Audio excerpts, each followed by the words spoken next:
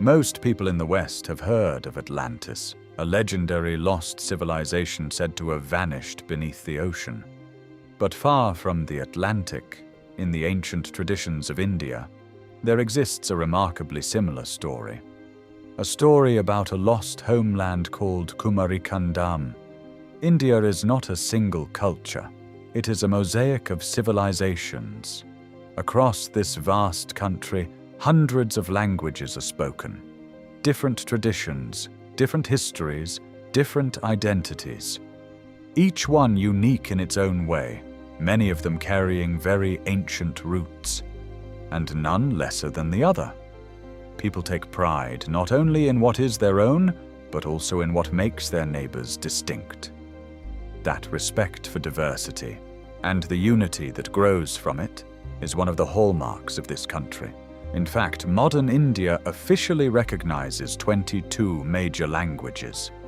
If you look closely at the Indian currency, the rupee, you will see many of those languages printed on the note itself. Each one represents a different linguistic heritage, a different story. Among these cultures, one of the oldest belongs to the people of Tamil Nadu, a state located at the southern tip of the Indian subcontinent.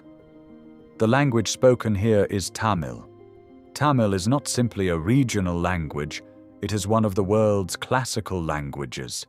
Its literature stretches back more than 2,000 years. Ancient poems, epic stories, philosophy, political history, grammar. Few cultures in the world possess such a long and continuous literary tradition. These ancient texts describe a vast and vibrant world, a landscape of rivers, mountains, cities, and powerful kingdoms. In fact, Tamil literature speaks of 49 regional territories that once flourished under ancient Tamil rule. Their cultures are documented in remarkable detail. Their poetry survives, their traditions survive, their history survives, but the land itself does not. According to long-standing Tamil tradition, this missing land once existed to the south of India, a vast homeland of early Tamil civilization, a place remembered by a name that still echoes through Tamil culture today. Kumarikkandam. Many believe this land was swallowed by the sea thousands of years ago, a civilization lost beneath the Indian Ocean. Because of this story, Kumarikkandam is often compared to Atlantis, a legendary lost world, remembered only through ancient literature and oral tradition. For generations, people searched for this lost Tamil homeland beneath the waters of the Indian Ocean. But modern science has a problem with that idea, because when researchers study the ocean floor, they find no evidence of a drowned continent, no ruins, no cities, no temples, nothing.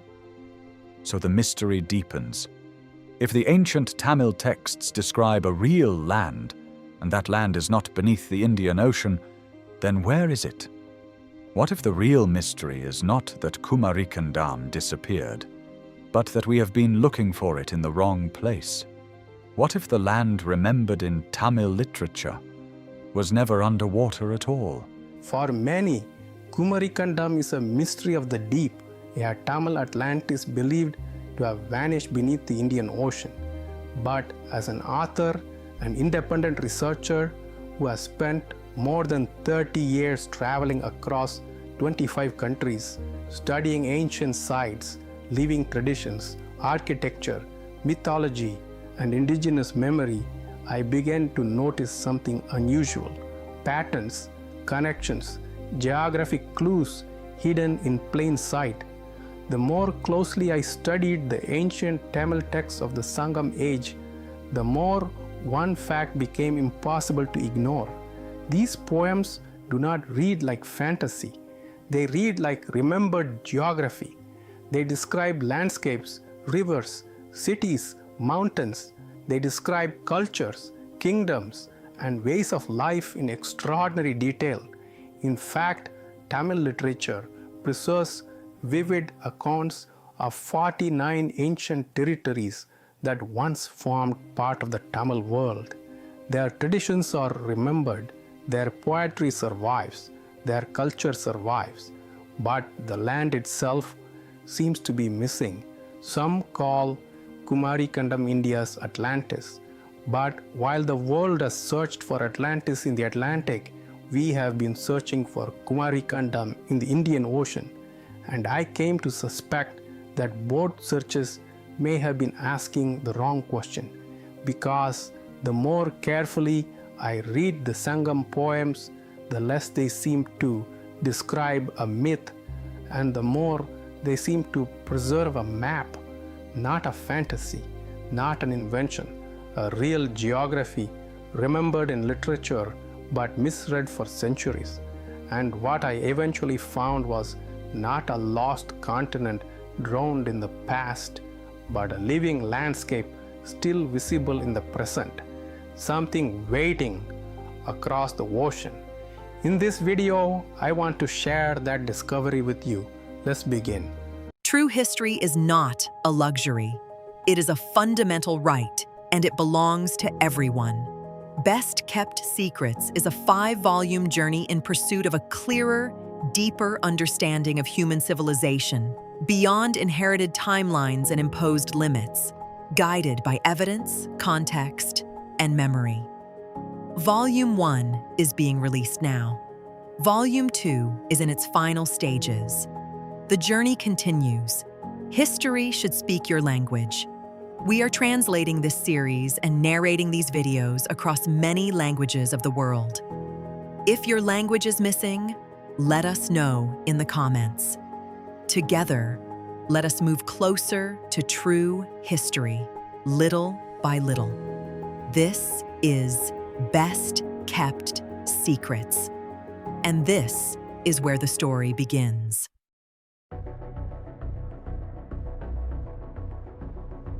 Is Kumarikkandam simply a myth?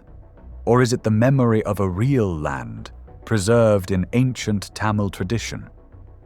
For more than a century, scholars and historians have debated this question.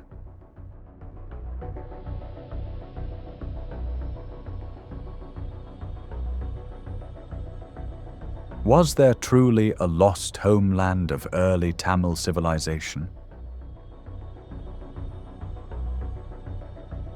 Or only a powerful story passed down through literature? To explore that mystery, we must begin with one of the oldest surviving texts of Tamil civilization.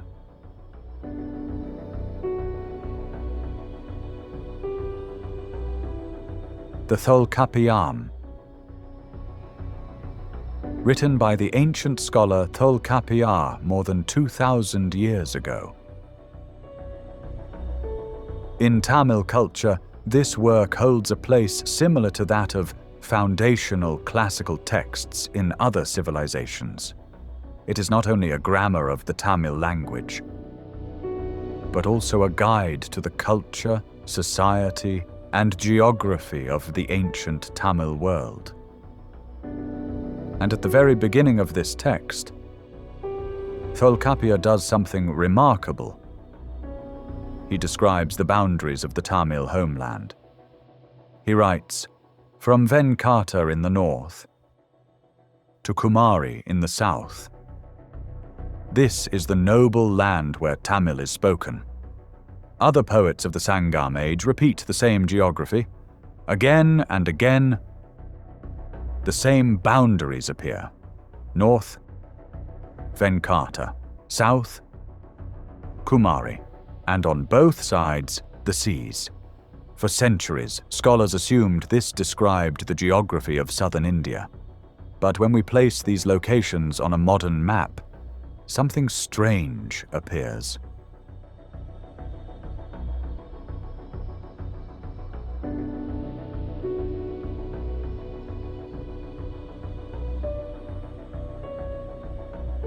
The land between them is relatively small, yet the poets describe a world far larger, a vast peninsula, framed by mountains and surrounded by seas. So where are those mountains? Where is that great peninsula? Why does the geography described in the poems feel larger than the geography of modern Tamil Nadu?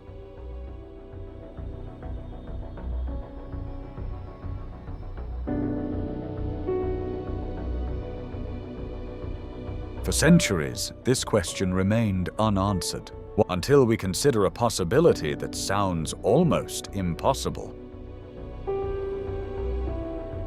What if the poets were describing a different continent? What if the map we have been using is simply the wrong one? But if we rotate the globe and cross the Pacific Ocean, we arrive at a place where the ancient description suddenly begins to make sense. Mesoamerica. We find a landscape that fits the name, and the clues do not stop there. In other videos on this channel, we have explored a working hypothesis from the best-kept secrets research, that the Pandya dynasty remembered in Tamil tradition corresponds to the civilizations known today as the Olmec, the Maya, and later the Aztec in Mesoamerica. In Mesoamerica, a region centered on southern Mexico and extending into parts of Central America, the ancient Tamil description begins to align with real geography. To the north, the poems place Venkatam, not as a minor hill, but as the northern mountain boundary of the Tamil world. And that matters, because in Sangam literature, Venkatam is not described as only a sacred place. It is described as a frontier, a threshold beyond which the speech world changes. That is why reducing Venkatam to Tirupati alone creates a problem. A frontier like this calls for a real mountain boundary, not just a hill. And repetition is not proof. The real question is not simply, where is Tirupati? The real question is, what kind of northern mountain boundary does the poetry require? When we ask that honestly, the scale changes. And that is where the mountains of Oaxaca in Mexico, in the heart of Mesoamerica, enter the picture. Tirumala is a revered hill complex, rising to about 980 meters above sea level. But the Sierra Madre de Oaxaca is an entirely different order of landscape. A mountain system stretching roughly 300 kilometers, with average elevations around 2,500 meters and peaks above 3,000. This is not a small difference. It is a difference in mountain scale, mountain function, and geographic imagination. If Venkatam was remembered as a civilizational frontier, a northern highland beyond which another speech region began, then Oaxaca begins to look less like a coincidence and more like a serious candidate. And the mountain question does not end there. In Silappatikaram, one of the great classical epics of Tamil literature, Nedion appears on Venkatam in imagery of sacred height, brilliance, and revelation. If that memory preserves not only a frontier mountain, but also a monumental sacred elevation, then another comparison enters the picture. Cholula. In central Mexico stands the Great Pyramid of Cholula, known in Nahuatl as a constructed mountain, the largest pyramid by volume in the world, built and expanded over centuries as a major sacred center. This does not prove identity, but it does show that in Mesoamerica, we are dealing not with small devotional hills, but with landscapes and sacred constructions large enough to sustain the scale of memory preserved in the Tamil texts. To the east lies the Caribbean Sea, to the west, the Pacific Ocean, and to the south, the land narrows towards the sea. Suddenly, the geography described in Tamil literature begins to fit. In India, we have a name without a landscape. But in Mesoamerica, we find a landscape that fits the name, And the clues do not stop there. But etched into the memory of Kumarikkandam are what we might call ghost landmarks, sacred places described in ancient Tamil texts, but lost to modern maps. The poet spoke of Kumari Malai, a great mountain that marked the sacred boundary of their world. They also remembered Mani Malai, the Mountain of Gems, a landmark associated with the wealth of that lost land.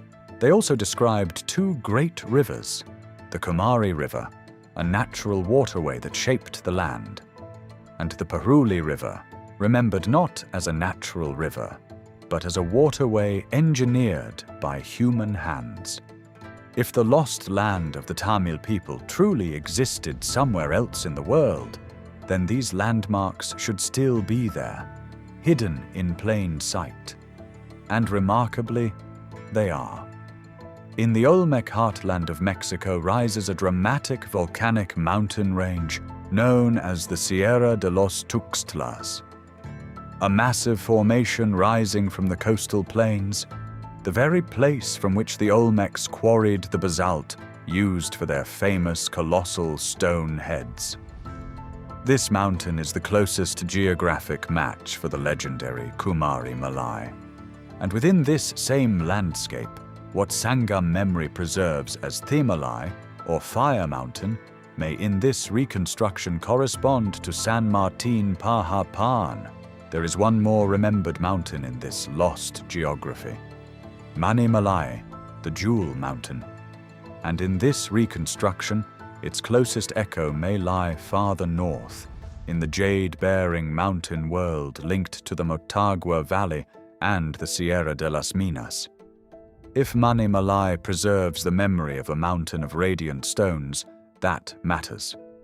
Because across the wider Olmec world, elite culture was deeply bound to jade and to polished iron ores such as magnetite, stones that could shine, stones that could reflect light, stones that could even kindle fire. In that sense, Mani Malai may preserve not only the memory of mineral wealth, but of a mountain world where brilliance, stone, and power were closely joined. From this highland region flows one of the great rivers of southern Mexico, the Coatzacoalcos River, a powerful natural waterway running eastward to the sea. A striking parallel to the Kumari River described in Tamil literature.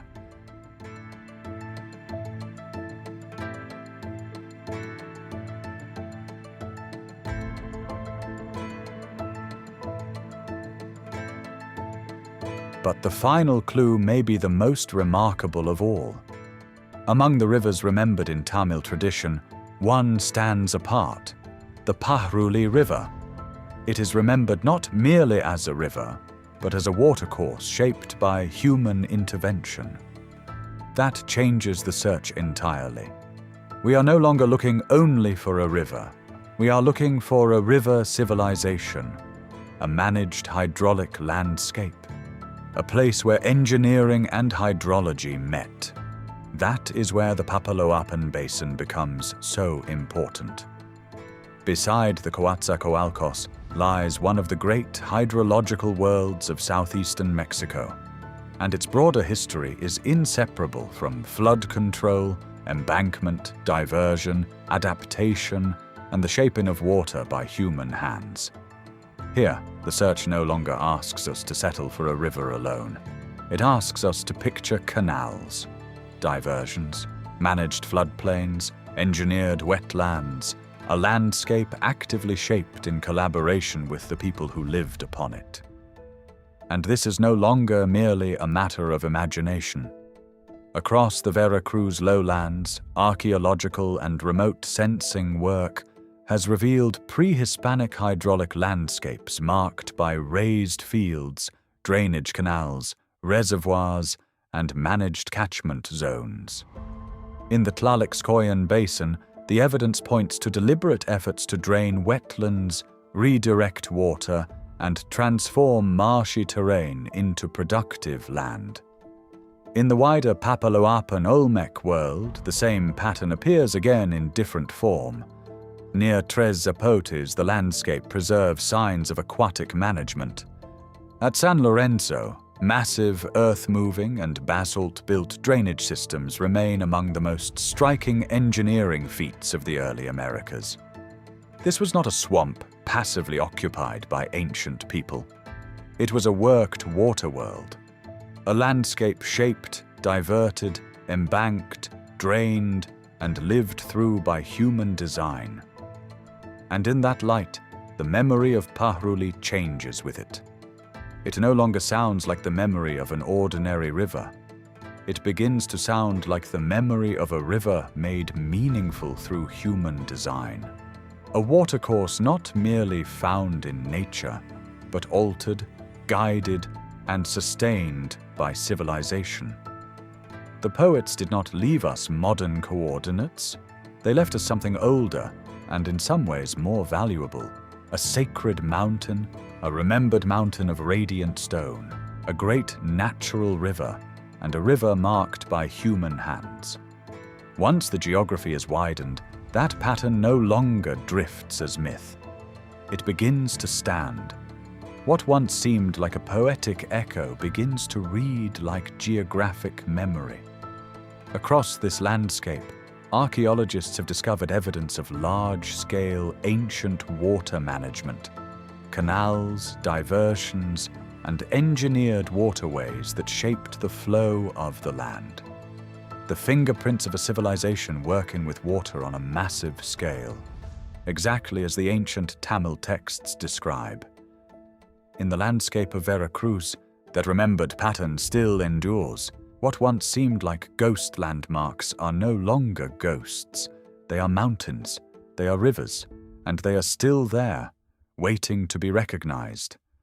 But perhaps the most remarkable clue comes from one of the greatest works of Tamil literature, the epic Silappatikaram. This ancient story tells of two central figures, Kovalan and Kanaki. At one point in the epic, they perform a sacred ritual. Kanaki bathes in the moon pool, Kovalan bathes in the sun pool. For centuries, scholars treated this as symbolism, a poetic pairing, a literary image. But in the high Andes of South America, there exists a place where that symbolism appears in physical form, Lake Titicaca. Within its waters stand two sacred islands, Isla del Sol, the island of the sun, and nearby, Isla de la Luna, the island of the moon. For centuries, these islands stood at the spiritual center of Andean civilization. Pilgrims crossed sacred waters to reach them. Sun Island, Moon Island, sacred waters. What once sounded like metaphor begins to look like memory, and that changes everything. For generations, Kumarikkandam was imagined as a sunken continent, a civilization swallowed by the sea. And the literary memory of Kadarkol, the sea taking the land, only deepened that impression. It encouraged readers to imagine total submergence. A vast homeland lost beneath the waters forever. But perhaps that was never the only way to read that memory. Perhaps the truth was not that an entire continent vanished beneath the ocean. Perhaps the real error was geographic, because once the geography is widened, the memory of land seized by the sea begins to look very different. It no longer has to be read as fantasy, and it no longer has to be treated as proof of a drowned continent. It may instead preserve the memory of catastrophic coastal events within a larger, real landscape. And that possibility matters, because the Gulf world of ancient Mexico belonged to a sea-facing, river-fed, lowland environment, where marine inundation could leave a deep and lasting civilizational scar. In such a world, the sea would not have to erase an entire continent to be remembered for generations. It would only need to strike the coastal plains, the river mouths, the flood basins, the low-lying settlements where land and water were always in delicate balance. In that light, Kumarikkandam no longer appears as a land that must have disappeared beneath the sea. It begins to appear as a remembered homeland, a real geography preserved in poetry, and later misunderstood through the wrong map. When we follow the clues left by the ancient poets, when we compare their descriptions with real landscapes, a new possibility begins to emerge. Kumarikkandam was not a drowned land. It was a remembered one, a homeland preserved in literary memory, not beneath the ocean, but across it. The ancient Tamil poets were not writing fantasy. They were preserving a geography that we had forgotten how to read. History is not only what happened, it is also what survives in memory. And sometimes, the past waits patiently until someone reads the map correctly. Kumarikkandam was never truly lost, only misread, and now, perhaps, found. If this geography truly matches what the ancient texts describe, then one question still remains. What else did our ancestors know? The full investigation continues in Best Kept Secrets, Volume 1, because this discovery may only be the beginning. So, where does this leave us? For generations, Kumarikkandam was imagined as a lost continent, a civilization swallowed by the sea. But when we follow the clues preserved in the ancient Tamil texts, a very different picture begins to appear. What if the poets of the Sangam age were not preserving a myth? What if they were preserving a memory of lands, rivers, mountains, and civilizations that existed beyond the maps we later inherited? If that is true, then Kumarikkandam was never a continent lost in the deep. It was a real geography read the wrong way, a homeland placed on the wrong map. And the more closely we look, the harder the old idea becomes to accept. Think about what this memory contains: a volcanic mountain, a mountain of radiant stones, a great natural river, a river shaped by human hands, a large and living geography. How does all of that become a land submerged in the ocean? That is the real question. This is not the memory of an empty sea. It is the memory of a real landscape. The clues are too clear, and they appear too often across Tamil literature to be dismissed lightly. Sometimes history is not erased. Sometimes we are simply reading it the wrong way. And when that changes, the past can suddenly look very different.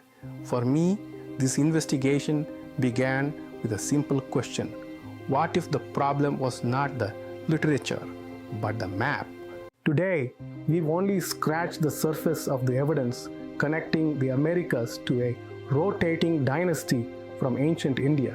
These are paradigm-shifting claims. They don't rest on opinion. They rest on archaeology, living traditions, sacred feminine wisdom, and a global pattern that has been hiding in plain sight. You are no longer just a viewer. By watching this, you've become part of a mission to reclaim a history that was never lost, only forgotten. The whole body of evidence for this first phase of the journey is in my new book, Best Kept Secrets, Volume 1, Hidden in Plain Sight. If you believe, as I do, that true history isn't a luxury, it's a right, then I need you to do two things right now. Subscribe to this channel and like this video. That tells the algorithm to show this evidence to more people. Visit bestkeptsecrets.life to join the insider email list and receive all official pre-order and release details. Please also comment below with your thoughts. Your voice helps this mission grow. Together, let's reclaim the history that belongs to us all. I'll see you in the following video.